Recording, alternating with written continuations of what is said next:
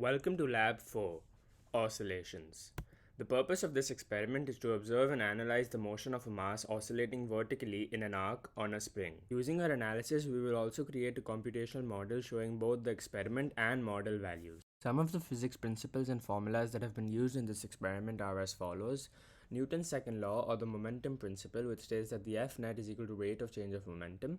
F of spring is equal to minus k into s, which is Hooke's law, and k here is the spring constant and s is the extension of the spring. F of gravity is equal to m into g, and the energy principle has also been used, which states that the energy of the system is equal to work done by surroundings, which here the total change of energy will be zero as there is no work done by the surroundings.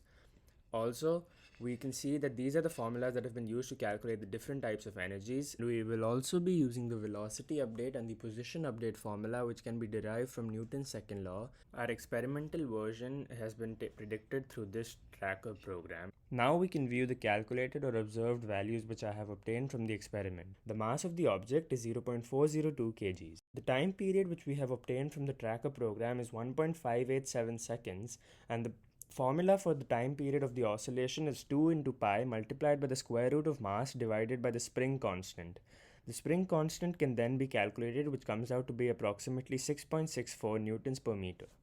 Now, as we know that this model or system is in equilibrium, and taking the initial condition of the static equilibrium, we can say that the magnitude of force due to gravity is equal to the magnitude of force due to the spring, and hence we can calculate the value of L naught, which is 0.107 meters. L naught here is the value of the spring when it is not stretched. Now we can take a look at the code of the computational model for this experiment.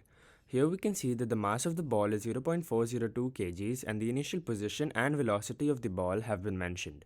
These two values have been obtained from the tracker program. Moving further, we can see that the initial time is 0 and the delta t is 1 by 210 for accurate values.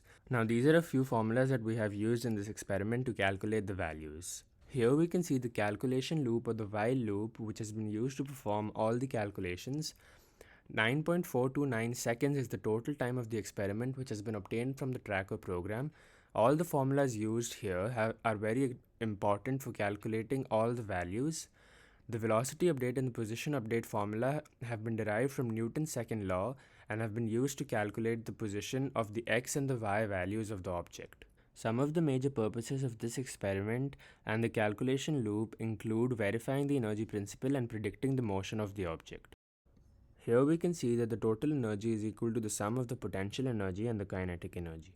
The potential energy is equal to the sum of the potential energy of the spring and the gravitational potential energy. We can now run this program to see the model versus experiment graphs.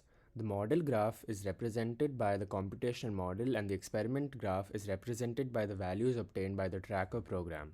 This is the output that we get once we run this program. Here we can see that the graph of the change in energy versus time shows that the total change in energy is 0 and it remains constant. Now, according to the energy principle, we can state that the work done by surroundings is 0 as the planet Earth, spring, and the object are all part of the system, so there is no work done by the surrounding. In the x position versus time and the y position versus time graphs, we can see a difference between the experiment and model version of the graphs. Here we can see that in the experiment version, which has been depicted by the tracker program, is slightly deviated from the model version of the graph. The reason why there is a slight deviation between the experiment and model version of the graph is because of a few assumptions and errors that we have made in this experiment. We have assumed that there are only two forces acting on the object. This could be wrong, as there are other forces that could also be acting on the object, such as the drag force due to the air. Also, we could have made slight human errors while marking the point masses in the tracker application. Now, to answer the first lab question, is the energy principle satisfied?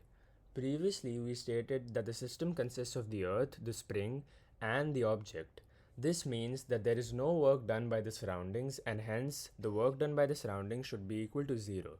Through the graph, we can see that the total change in energy is also equal to 0 and this remains constant. Comparing the oscillation periods to answer the second question of the lab, we can only see some slight differences in these two graphs. Now we can see that the y component has an oscillation time period of 1.544 seconds and the x component has an oscillation time period of 1.65 seconds. We can see a discrepancy in the two because of the different forces acting in the different components. The overall period of oscillation is closer to the y component as we take both the gravitational and the spring force into consideration in our experiment.